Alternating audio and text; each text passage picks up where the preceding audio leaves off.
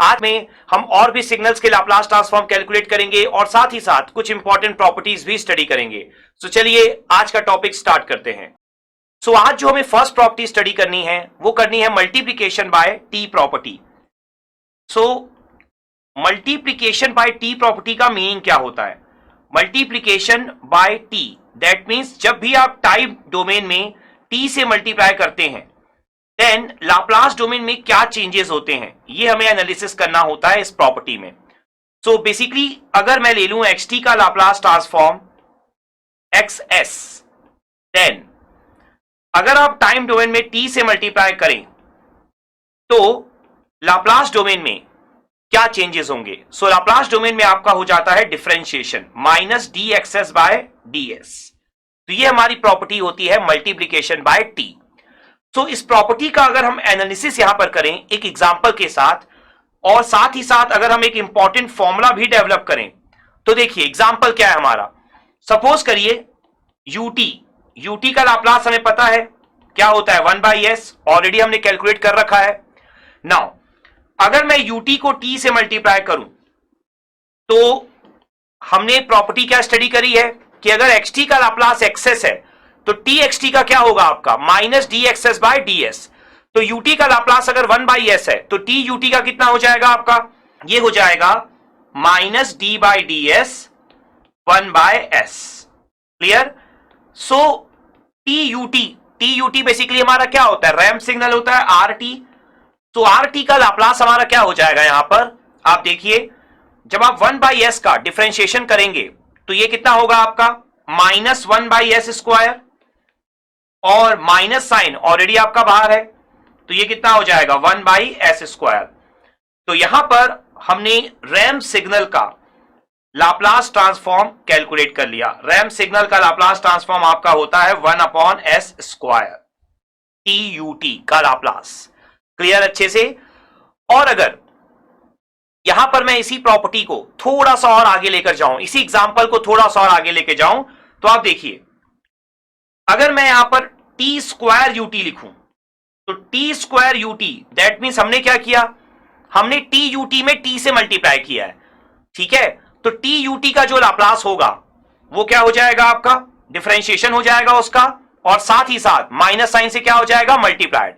तो T UT का Laplace क्या है 1/s square, so minus D by D S 1/s square.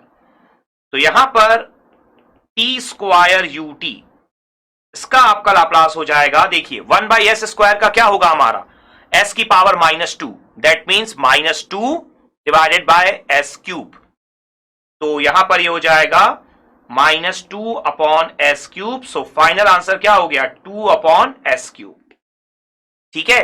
तो अगर आप एक फॉर्मूले की तरफ अगर मूव करते हैं तो देखिए जब आपने टी यूटी यहां लिखा था तो टी यूटी का लाप्लास आपको क्या दिख रहा था 1/s square. T square UT का क्या दिख रहा है 2/s क्यूब। तो आपको ऐसा लगेगा कि जो टी की पावर है वही आपकी आ रही है न्यूमरेटर में लाप्लास ट्रांसफॉर्म में। टी की पावर 1 थी तो न्यूमरेटर 1 आया, टी की पावर 2 में 2 आया और डिनोमिनेटर में क्या हो रहा है आपका? जब टी की पावर 1 थी तो s स्क्वायर हो गया, जब टी की पावर 2 थी तो s क्यूब हो गया। तो क्या हम दो ऑपरेशन के बाद रिजल्ट लिख सकते हैं? मैं आपको सजेस्ट करूंगा एक और बार ऑपरेशन करिए। कभी भी दो के बाद आप जनरलाइज केस मत लिखिए, हमेशा एटलीस्ट 3 to 4 टाइम्स परफॉर्म करिए उसके बाद ही जनरलाइज केस लिखिए। तो यहां पर अगर हम टी क्यूब यूटी कैलकुलेट करते हैं तो टी क्यूब यूटी जब आप कैलकुलेट करेंगे तो आपको पता है टी स्क्वायर यूटी में आप टी से मल्टीप्लाई कर रहे हैं that means minus D by D S 2/s cube. तो यहां पर जब आप लाप्लास ट्रांसफॉर्म कैलकुलेट करेंगे तो देखिए 2 तो कांस्टेंट है आउटसाइड हो जाएगा, s क्यूब का क्या होगा आपका? देखिए s की पावर -3 तो -3/s की पावर 4। तो ये हो जाएगा -2 आउटसाइड और -3/s की पावर 4 दैट मीन्स ये हो गया 6/s की पावर 4। तो यहां से अब आपको क्लियरिटी मिल रही होगी कि ये एक्चुअल में एग्जैक्टली सेम नहीं है। जब पावर आपकी 3 थी तो यहां पर आपका 6 आ रहा है और सिमिलरली अगर पावर यहां पर 4 होगी तो आप देख सकते हैं 6/s की पावर 4 का जब आप डिफरेंशिएशन करेंगे तो 4 सामने आएगा तो ये हो जाएगा 24 एस की पावर 5, माइनस माइनस प्लस हो जाएगा आपका। तो आप देख सकते हैं यहां पर एक्चुअल में सेम नहीं है, हाँ डिनोमिनेटर पार्ट जो है वो बिल्कुल सेम है। मींस अगर यहां पावर 1 है तो आपका एस स्क्वायर होगा, टी की पावर 2 पे एस क्यूब, 3 पे एस की पावर 4 और 4 पे 5। मींस डिनोमिनेटर में तो +1 हो रहा है, लेकिन न्यूमरेटर में क्या हो रहा है अब। तो अगर मैं जनरलाइज फॉर्म अब लिखूं टी की पावर एन यूटी का, तो इसका जो लाप्लास ट्रांसफॉर्म होगा आपका वो होता है फैक्टोरियल एन एस की पावर एन प्लस 1। तो यहां पर फैक्टोरियल एन देखिए, जब टी 2 होगा तो फैक्टोरियल 2 2, आप देख सकते हैं रिजल्ट। जब टी 3 होगा तो फैक्टोरियल 3 6, जब टी 4 होगा तो फैक्टोरियल 4 24 एंड सो ऑन, और नीचे एस की पावर एन प्लस 1। तो ये भी आपका एक इंपॉर्टेंट फॉर्मूला है लाप्लास का टी की पावर एन यूटी का। क्लियर अच्छे से। यहां पर इसी को अगर मैं थोड़ा सा और बेटर वे में लिखने की कोशिश करूं या और चीजें इस पे ऐड करने की कोशिश करूं, तो आप और क्या लिख सकते हैं। देखिए, अगर मैं इस पे e की पावर -80 से मल्टीप्लाई करूं तो e की पावर -80 e की पावर n ut। देखिए, हमने लास्ट पार्ट में पढ़ा है कि जब भी आप e की पावर -80 से मल्टीप्लाई करते हैं तो s की जगह s प्लस a हो जाता है। तो यहां पर क्या होगा, factorial n s plus a की पावर n प्लस 1। तो ये रिजल्ट्स हमने कैलकुलेट किए हैं अभी by using multiplication bye T property. ये जो रिजल्ट्स आपने कैलकुलेट किए हैं, सेम रिजल्ट्स आप चाहें तो लिख सकते हैं नॉन कॉजल के लिए, एंटी कॉजल सिग्नल्स के लिए।